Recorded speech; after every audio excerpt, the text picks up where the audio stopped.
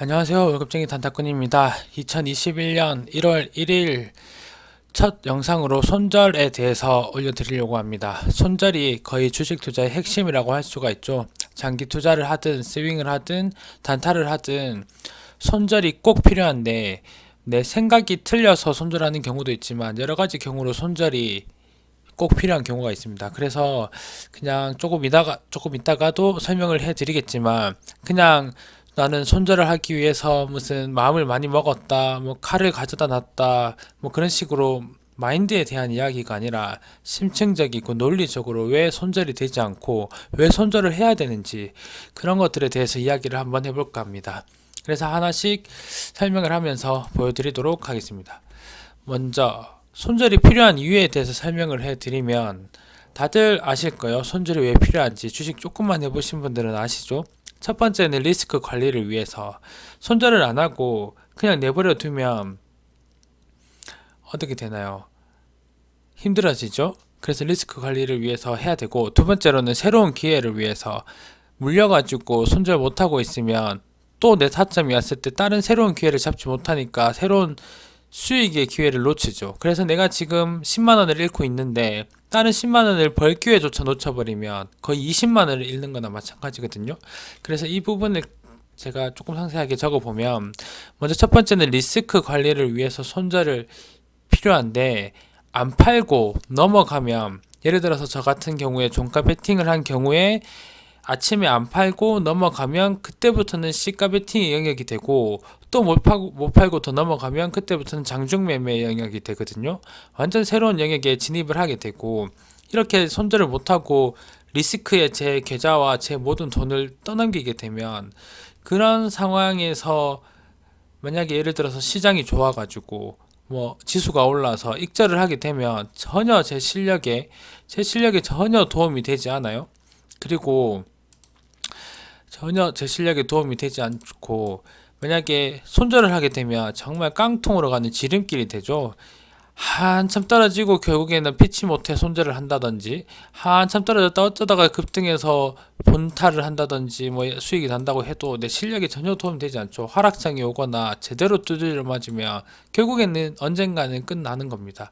그래서 꼭 리스크 관리를 위해서 팔아야 된다는 거고요. 손절이 필요하다는 거고 두 번째는 새로운 기회를 얻기 위해서 아까 말씀드린 것처럼 10만원 손실중이지만 다른 10만원 벌 기회를 놓치면 손절의 거의 기회 비용은 2배가 되는 겁니다. 손절의 2배. 손절한 것보다도 2배나 더 안 좋은 거예요. 계좌가 살아나지를 못하는 거죠. 그래서 손절은 꼭 필요하다. 그런데 이 두 가지를 요약하면 결론은 어떻게 되는지 아십니까? 왜 두 가지가 있는가? 이 두 가지를 요약하면 무엇을 위해 두 가지가 있는가? 그걸 요약하면 결론은 바로 손익비입니다. 손익비. 우수한 손익비를 가지기 위해서 결국에는 손절을 해야 되는 겁니다. 손절을 해야 되는 이유는 아닌 건 빨리 잘라주고 가는 건 길게 먹어주면서 손익비를 가져오기 위해서예요. 손절을 하지 않으면 손절을 크게 가져가게 되고 그러면은 수익을 아무리 크게 먹어도 본전이 되죠.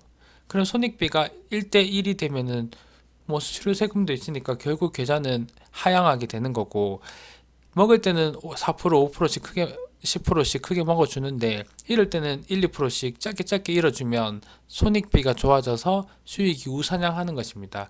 그래서 리스크 관리도 새로운 기회를 얻는 것도 결국에는 손절을 해서 손익비를 가져오기 위한 거거든요. 타점과 자기만의 그런 계획과 자기만의 원칙을 세우기 위해서는 꼭 손익비를 고려하셔야 됩니다. 그래서 그냥 1% 먹다가 4%한 번에 다 털리고 보름, 한 달, 두 달 실컷 벌다가 한 번에 돈 다 날리고 그게 다 손절이 안 돼서 그리고 자기 타점이 손익비가 안 좋아서 그런 것입니다.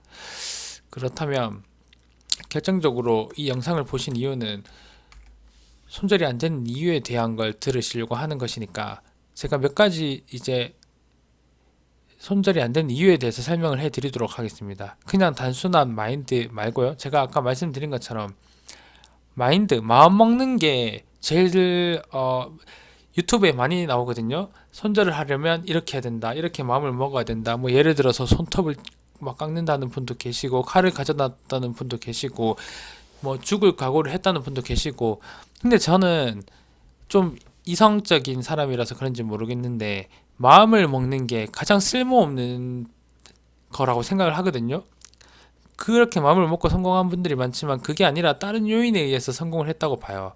마음을 먹는 게 왜 쓸모가 없냐고 저의 이제 인생 철학이기도 한데, 한 가지 제가 항상 예를 드는 철학이 있는데, 예를 들어서 내일 아침에 시험을 쳐야 되는 시험 기간인데 제 주머니에는 500원이 있고 오늘 밤에 공부를 해서 시험 공부를 해야 되는데 이 500원으로 너무 오락실이 가고 싶어요. 지금 마음속에 오락실이 가고 싶어서 오락을 하고 싶은 마음이 굴뚝 같아. 근데 지금 당장 시험은 공부를 해야 되는 상황이에요. 내일 아침에 시험이니까.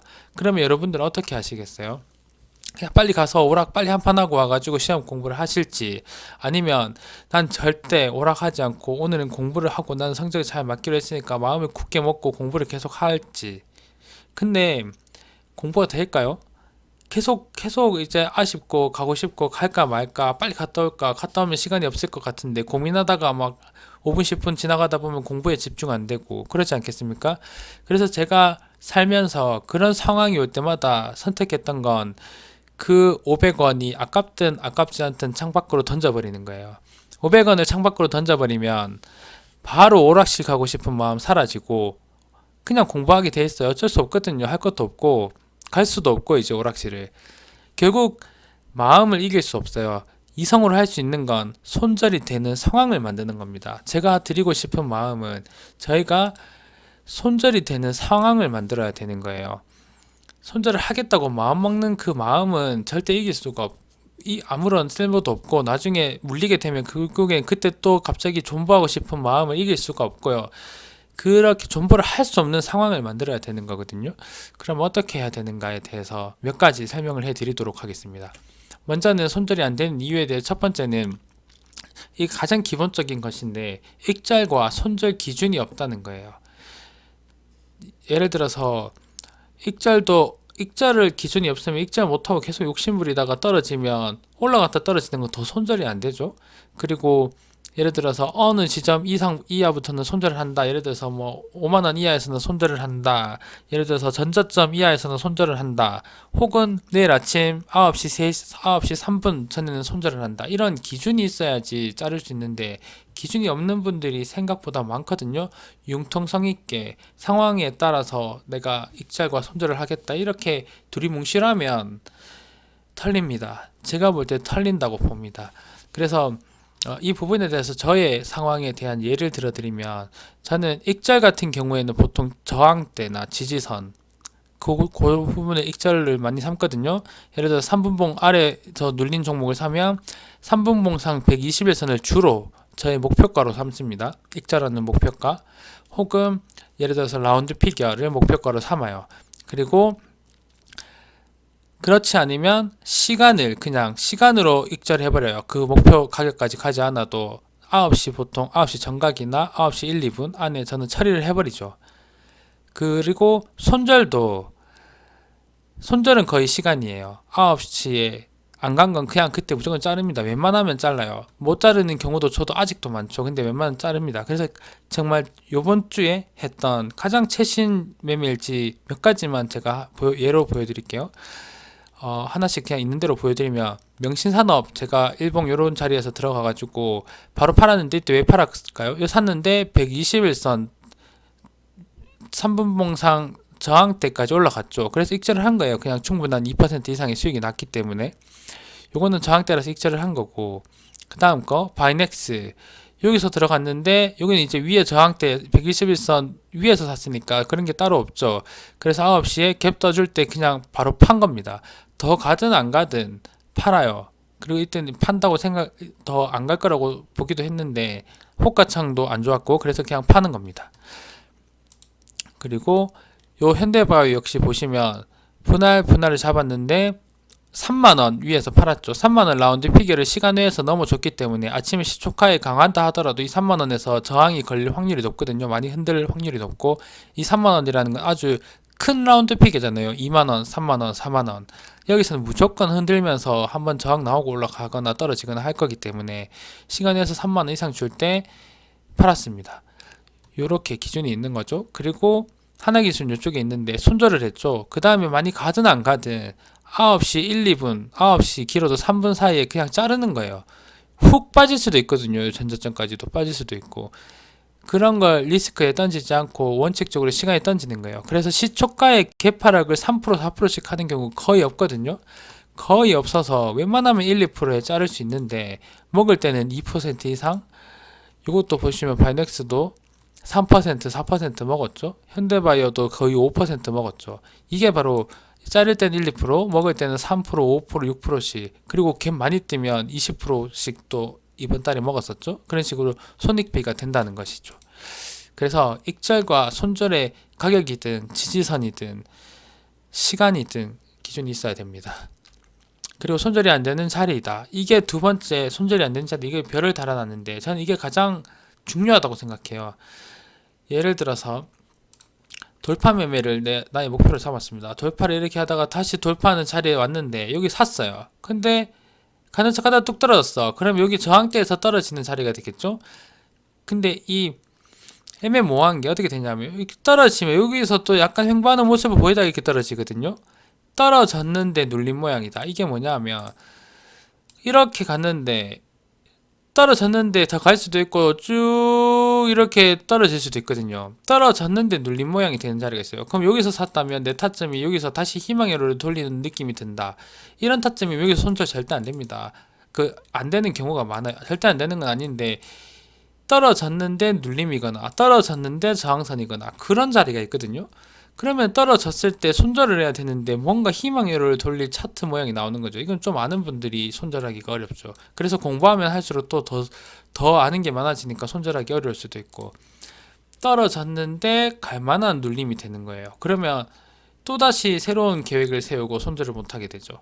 그리고 두 번째는 급락해서 손 쓸 수 없는 자리.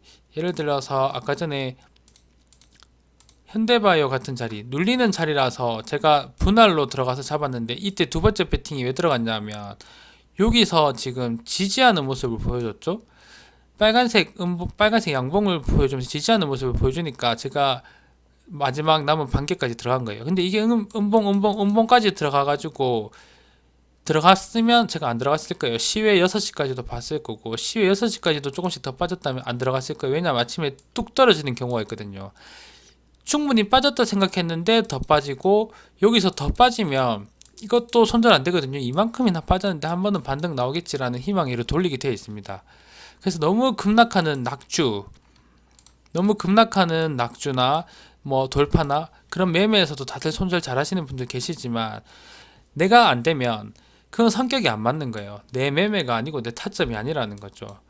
내가 손절이 안 되는 자리가 있거든요. 내 성격에 맞는 자리. 이게 중요해요. 그래서 나의 성격을 알고 나의 성격에 맞는 매매법을 하셔야지 이게 타점이 결국에는 손절에 영향을 미치는 거거든요. 그래서 그 부분을 잘 생각하셔가지고 내가 돌파를 해야 될지 눌림을 해야 될지 종배를 해야 될지 장중을 해야 될지 시초가 매매를 해야 될지 결정하셔야 되는 겁니다. 그 매매법에 따라서 필요한 손절 자리가 있고 그 자리에 내가 손절을 쉽게 할 수 있는 성향인지 아닌지를 따져보셔야 된다는 거죠. 그래서 이 부분에 대해서 고민을 꼭 하셔야 된다고 생각합니다. 그리고 세 번째는 비중이 너무 높아요. 비중이 너무 높으면 이거는 그냥 간단하게 설명하고 넘어갈게요. 비중 한 번에 미수 몰빵이나 보유 금액의 절반 정도를 들어간다든지 하시면 떨어지면 너무 수치가 커지거든요. 그러면 팔지를 못하고 그리고 조금만 올라도 회복할 가능성이 높아지기 때문에 회복 심리가 작동을 하거든요. 여러 가지로 비중이 높다는 건 손절을 안 하는 아주 큰 요인이 됩니다. 그래서 저는 거의 보통 원금의 4분의 1씩밖에 안 들어가요. 종목당. 비중이 낮으면 더 길게 볼 수도 있고요. 수익을 5%, 6%, 10%까지도 벌 수 있고 자를 때는 미련 없이 던질 수도 있어요. 손실이 별로 크지 않거든요. 그래서 다들 많이 착각하시는데 많이 들어가야 많이 번다 생각하시지만 원금 다 들어가면 먹어도 1, 2%밖에 못 먹어요. 더 크게 못 먹거든요. 쫄리거든요. 무조건 사람이란 게. 그래서 길게 먹을 수도 없고 털 때는 또 털기는 무지하게 힘들고 근데 쪼개면 길게 먹을 수 있고 짧게 자를 수 있기 때문에 손익비가 좋아져요. 그래서 한 방에 많이 들어가는 거나 쪼개가지고 여러 개를 먹는 거나 저 요즘 매매 하시는 거 보시면 많이 여러 개로 다 챙기거든요. 수익률 비슷합니다. 수익률 크게 차이 안 나요. 쪼개는 거나 한 마리 다 들어가는 거나 그런 부분을 잘 생각해 보시면 좋을 것 같습니다. 그리고 세 번째는 확신을 한다. 뉴스가 떴어. 제가 이번 달에도 두 번 크게 손절한 게 그거였죠. 완벽한 뉴스와 완벽한 미장 상승. 이거는 갈 수밖에 없는 자리인데 시초가에 3% 개파락이 했어요. 그런 게 지금 두 번이나 있었는데 백신주와 또 한 개 더 있었는데 그때 못 팝니다. 이게 정말 무서운 거거든요. 그냥 아무것도 확신을 하면 안 되고 그냥 무조건 수학적 확률에 맡겨야 되는데 내가 확신을 하게 되는 거죠. 그게 바로 세력이 노린 겁니다. 확신을 하던 상황을 만들어 놓고 털어버리는 거. 그림 다 그려놓고 털어버리는 거. 주식 차트랑 모든 걸 공부시켜 놓고 눈탱이 씌우는 게 주식 시장 아닙니까? 그래서 이 확신이라는 마음이 들 땐 경계를 해야 돼요. 내 생각을 버리고 내가 틀리다는 걸 인정하고 버리면 버릴수록 수익이 나는 게 주식시장이거든요. 확신을 하면 안 돼요. 그래서 주식시장에서 확실한 건 없기 때문에 제가 장기 투자를 좋아하지 않는 이유도 있습니다. 확신을 해야만 1년, 2년을 가지고 갈 수 있거든요. 장기 투자 같은 경우에는. 근데 삼성전자도 갔으니까 대장이고 저는 그렇게 생각을 해서 장기 투자는 제 성향이랑 안 맞는 것 같습니다. 앞서 말씀드린 것처럼. 그리고 요것도 중요한데 트라우마의 부족. 트라우마 너무 큰 충격을 계속 받아가지고 이제 그 자라보고 놀란 것 같으면 소뚜껑 보고 놀란다. 그런 것과 같은 거죠.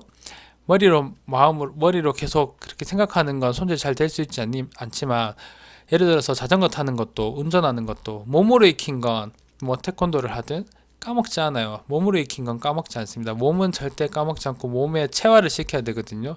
손가락이 기억하도록. 그래서 트라우마의 가장 큰 저에게 큰 마인드를 주는 한 문장은 뭐냐면 기니기 들고 가다가 일 키우지 말자. 그 생각이 제일 들어요. 일 키우지 말자. 그냥 손절을 안 하고 있으면 단 10초, 20초만 지나도 내 기준이 점점 지나가면 이거 이러다가 또 일 커져가지고 또 머리 싸매고 좀 이따가 또 욕하고 있겠지. 이런 생각이 머릿속에 무지하게 스쳐 지나가거든요. 그래서 웬만하면 그날 잘라요. 그냥 자르게 돼 있어요. 트라우마가 이미 가슴에 배긴 거죠. 한 2, 3년을 손절만 했거든요. 제가 나중에 계좌 손절한 거 보여드리겠습니다. 정말 월별로 무지하게 손절을 했던데 그런 게 다 쌓여 있어요. 그럼에도 불구하고 계속 손절에 존버의 유혹이 들지만 트라우마가 꼭 필요합니다. 경험, 이게 결국에 경험이죠. 꼭 필요해. 이거 없으면 안 됩니다. 그래서 요약을 하면 손절이 안 되는 이유는 익절 손절 기준이 없다. 시간이든 지지선이든 가격이든 그리고 손절이 안 되는 자리다. 내 성격이랑 안 맞는 매매법을 계속하면 그 매매법에 필요한 손절 자리가 있는데 거기서 손절을 못하는 거죠. 내가 못하게만 되는 성격의 자리. 나한테 맞는 자리면 손절도 잘 되는 자리여야 돼요. 익절도 잘 되는 자리, 손절도 잘 되는 자리가 나와 맞는 매매법입니다. 그리고 비중이 너무 높다. 비중은 10번, 1000번 말씀드려도 비중은 저는 낮추는 걸 추천드립니다. 하나 악재 뜨고 하나 뭐 상패돼도 비중 낮은 게 좋죠.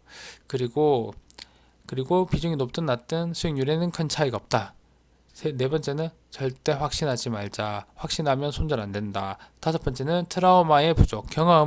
손절 경험도 많이 쌓아야 한다. 그 대신에 수업료를 많이 내지 말자. 요 한마디 드리고 싶고, 그래서 이제 마치는 결론을 드리면 결국 본인만의 타점을 만들어야 손절도 가능합니다. 본인만의 타점을 찾으셔야 됩니다. 본인의 성격에 맞는. 그래서 이 부분 참고하셔가지고 새해에는 꼭 잘 맞는 매매법 갖추어서 자기 몸에 맞는 옷 입으시고 큰 수익 내는 분들 다들 되셨으면 좋겠습니다. 유익하셨다면 좋아요와 구독 부탁드립니다. 그러면 오늘 영상 마치고 종료하겠습니다. 감사합니다.